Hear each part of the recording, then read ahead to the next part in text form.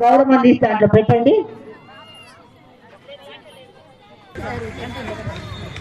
తెచ్చి బంగారు పళ్ళెము తెచ్చి బతుకమ్మలు తెచ్చి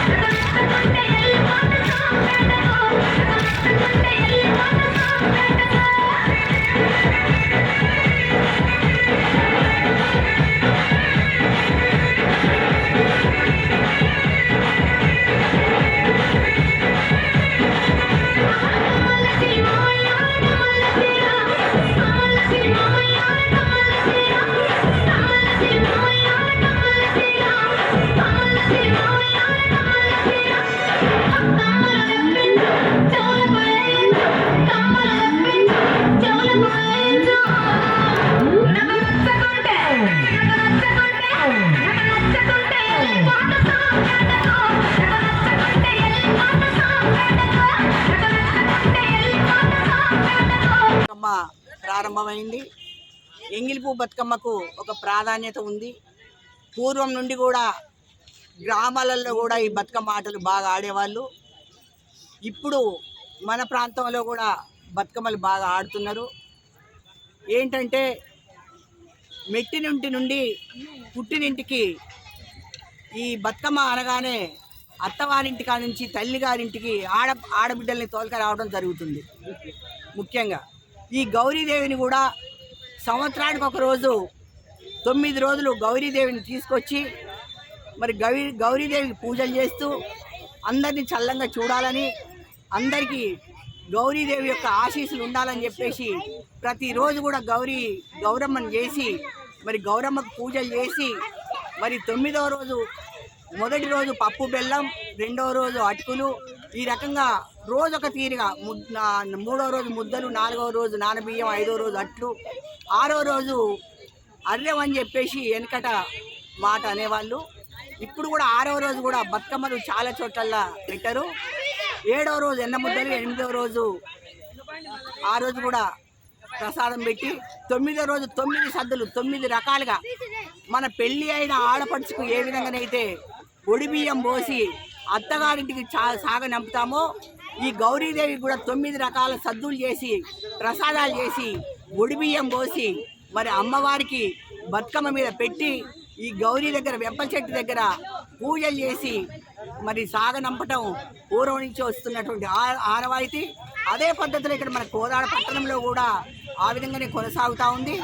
ఈ తీరొక్క పువ్వుతోని మెయిన్గా బతుకమ్మ అనగానే తంగేడు పువ్వు, గునుగు పువ్వు, రకరకాల తీరొక్క పూలతోని బతుకమ్మలు చేసి మరి చేసేటువంటి సాంప్రదాయం. ముఖ్యంగా మన సాంప్రదాయాన్ని, మన సంస్కృతిని, మన హిందూ ధర్మాన్ని కాపాడుకోవడం కోసం మన పూర్వీకుల నుంచి కూడా వస్తున్నటువంటి సాంప్రదాయం. ఈ సాంప్రదాయాన్ని రాబోయే తరాలకు కూడా భావి భారత పౌరులు ఎవరైతే ఉన్నారో ఇక్కడ మన ఇళ్ళల్లో కూడా తల్లిదండ్రులకు కూడా మరి మన పిల్లలకు, ఆడపిల్లలకు కూడా మన సాంప్రదాయాన్ని, మన సంస్కృతిని నేర్పాలని చెప్పేసి ఈ సందర్భంగా బతుకమ్మ దసరా శుభాకాంక్షలు తెలియజేస్తూ ముగిస్తుంది.